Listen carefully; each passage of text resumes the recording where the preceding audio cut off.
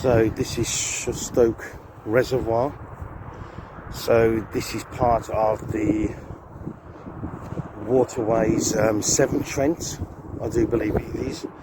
You have a car park here. You can pay £150 to get in, and you can take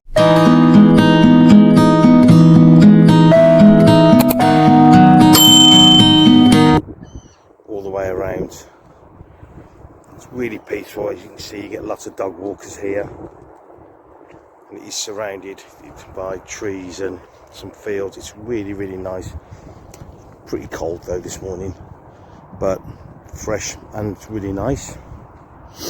Lots of ducks and different birds in there.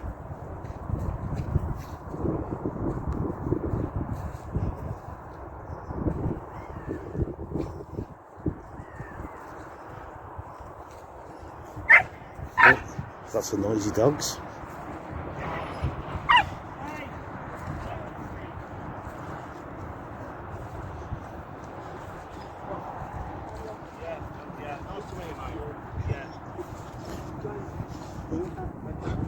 Hello.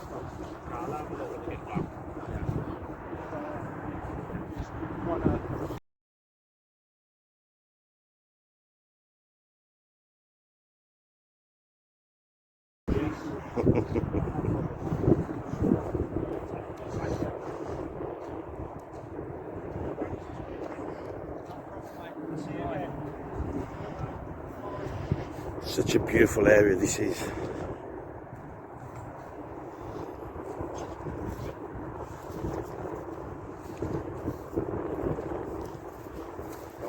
Oh yeah.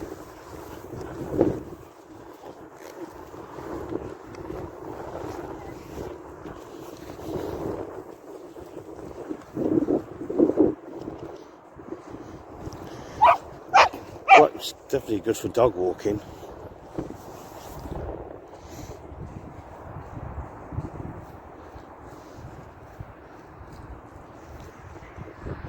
So I'm not sure whether this is a water treatment centre or is it a storage just for water. I'm not sure. As you can see, it's quite a big-ish kind of area.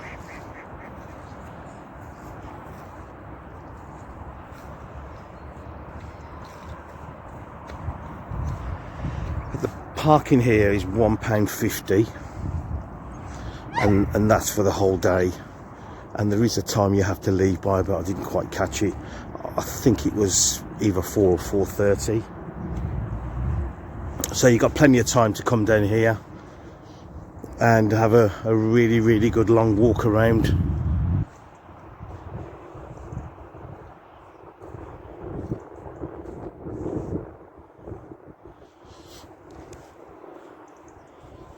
It's a little bit nippy this morning.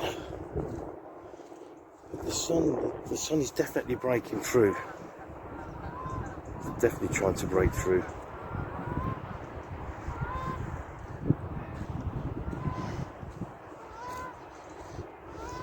So anyway, I'll get back onto the back to the story. Yeah, so when we had COVID hit us. And obviously everybody suffered from from COVID in one way or another. And if you didn't get COVID, you knew a loved one, we did all suffer because nothing was the same again, was it? Everything changed. Quite a depressing time for pretty much all of us, I'd say, and for us as well, because we were kind of looking forward to making plans on me going to visit the Philippines and visit Margie, because that's kind of what's expected, and that's how you can show that you are serious about a relationship and a future, especially with a Filipino lady. The family like to see that you are kind of dedicated to, and serious about getting into a relationship with their daughter, sister, whatever. So it is kind of expected of you if you want them to take you serious. So yeah, well, I planned to go, and then COVID hit. So we was really down and frustrated, and it was affecting both of us, to be honest with you. We were just so well, we were angry and so disappointed, and we wanted to get to know each other better and spend time together.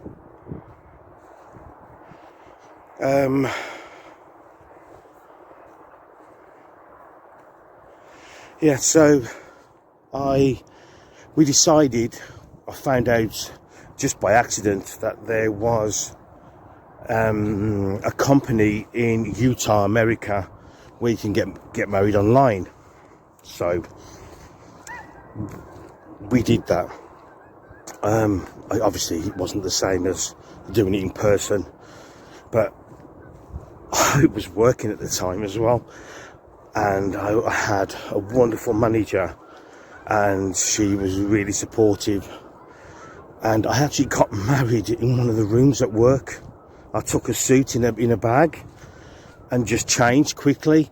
And Margie was at the other side, so you connect through a link, and then the screen split into three. So you got the person that's marrying you, and then the both of you. And it was quite quick. I mean, we were both nervous, but I was really nervous. And so we did this ceremony. We had trouble linking up, but eventually we got there. And it kind of felt really special still. The fact that, we did feel married. It was bittersweet. It wasn't the same, but it was almost like a consolation prize that we did committed to each other in one way or another, it was really nice to do that. And then the cost of that was just over £1,000 British pound. And then guess what happened? Yeah, COVID was slightly the danger side of things were known a little bit more. Things were easing off, and they opened the borders in the Philippines. So I paid all that money, and that's what happened. So it was a nuisance, because I had to get a COVID negative result test, and it had to be done kind of live in it was near the airport actually, and you got a certificate to show that you were negative or positive, and you had to have that. I think it was about 12 hours, no later than 12 hours before. So I had to do that. It was a bit of a pain in the ass running around trying to find somewhere that did it, but I found it, and I did that, and everything was great. I booked my flight. The checks at the airport were really incredible.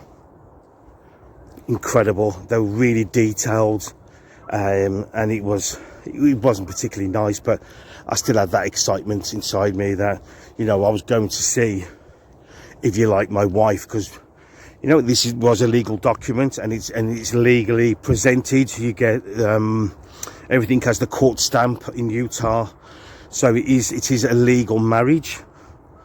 And so I got my flight. So excited about getting over there. Butterflies. But it was a long flight, a really long flight. But that didn't matter, because I was going to see somebody that I'd married, and that I wanted to spend the rest of my life with. So yeah, I got the flight, and Margie got a flight and met me in Manila, booked a hotel in Manila. And so this is the funny part now.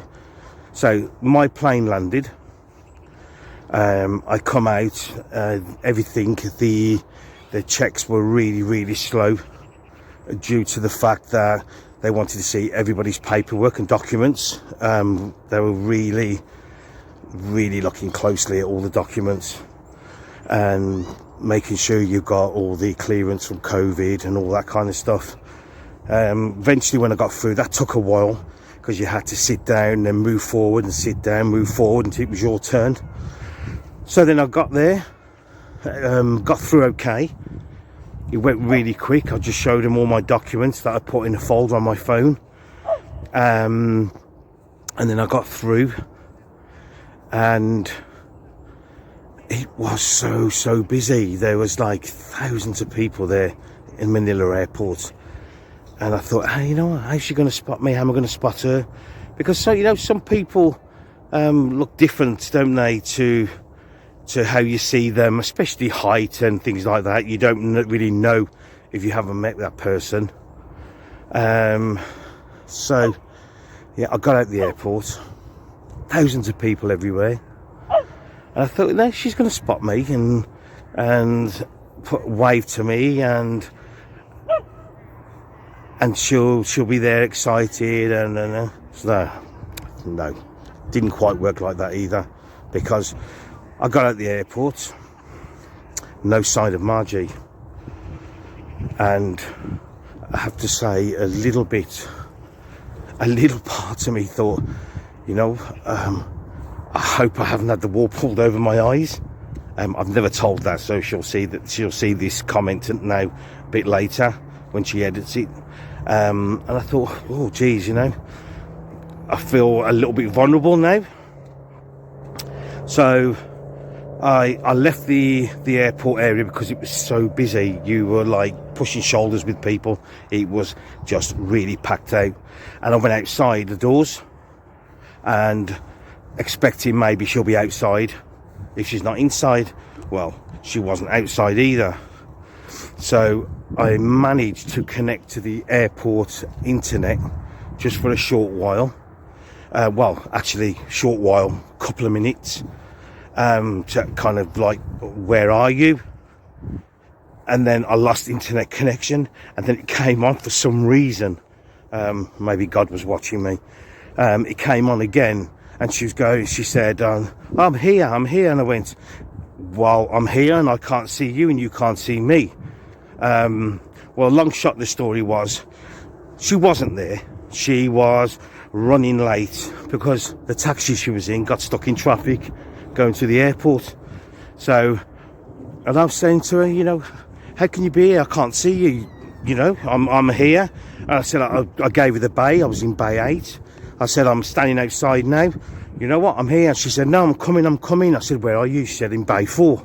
I said, okay. I said, how can you be in bay 4? Because I'm looking over at bay 4 now. It's empty and I'm not seeing you. So it turned out she was actually in the taxi racing to get there. And when she got there, it was, I spotted her before she spotted me. So I was shouting, are you wearing red? And she said, yeah, I'm wearing red. And so I waved, and God, my heart just skipped a beat. One with relief, and two with excitement, because, you know, she was actually there. And it was just so natural, you know, hugging and talking. And it was incredibly natural, and it was a really lovely experience. And then we spent a week in Manila before we headed out back to her home in Davao, and that's where I met her family. Again, that was a really nice experience. I extended my stay there, my visa, and that wasn't so bad. I think I'm not sure of the price, but I can find out if any of you guys want to know, if you're interested in that. It wasn't very expensive though, not what I thought it was. And we decided to get married over there, which again, there was so much paperwork and documents to deal with, and waiting. It it must have took, I think, 3-4 weeks just to sort out all the documentation. It just seemed to take forever. Well, finally we got married, a civil wedding, and a big party after, of course, with the good old lechon, whole pig. But it was a great day and great evening. Really exciting. We got some amazing pictures, met some really fantastic people that were really helpful, and that's what they generally are in the Philippines. They really generally are kind people. You see it on a lot of video blogs, you know, how welcoming they are, and they really are like that.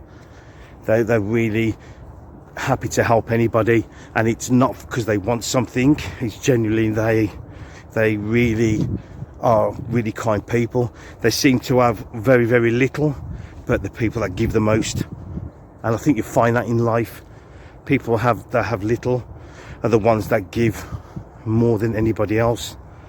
And it just speaks so highly of their character and their culture. Yeah, amazing culture. So yeah, I had a wonderful time. Extended it for that month, like I said. I had a wonderful time for that month.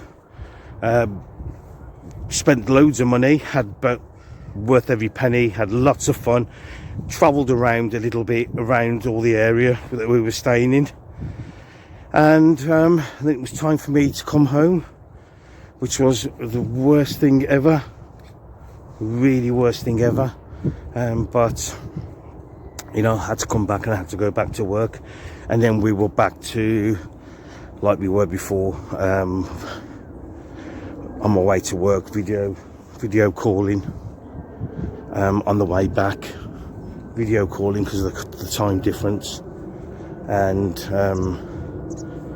it was kind of bittersweet again, because it's even harder then though, because you've actually met the person and now you've got to say goodbye to them.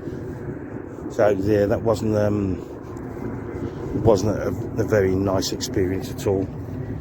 It was really, really difficult. And then we had kind of months and months and months like that, and then we started the visa application, which was, I'll go into that another time, but that was quite costly, but obviously worth every penny. And Margie arrived here. There she is over there. She arrived here this year, February, and everything's been perfect, wonderful, respectful, and we both made, well, she tells me she's made the right choice. I know I have. I wouldn't change anything, to be honest with you. And our future plans, which is kind of like why we're doing this this video, is to leave the UK. I would prefer to leave. We prefer to leave a little bit sooner than we're actually going to leave. We might be able to do that yet. It depends how things go. But we're planning on leaving before December 24, because Margie's immigration status is up for renewal, and we kind of wanted to avoid the costs of that, because it is quite expensive, and it's a little bit stressful as well. I had a lawyer last time to do it, because I didn't want to make any mistakes, but you know, if you take your time and read things properly, you can quite easily do it yourself. You know, you don't really need a lawyer. I was just being overprotective, I think. I don't regret that, but the lawyer cost me £1,400. So yeah, I would like to avoid that if possible. So yeah, if we are lucky, it's possible we were leaving before December next year, before immigration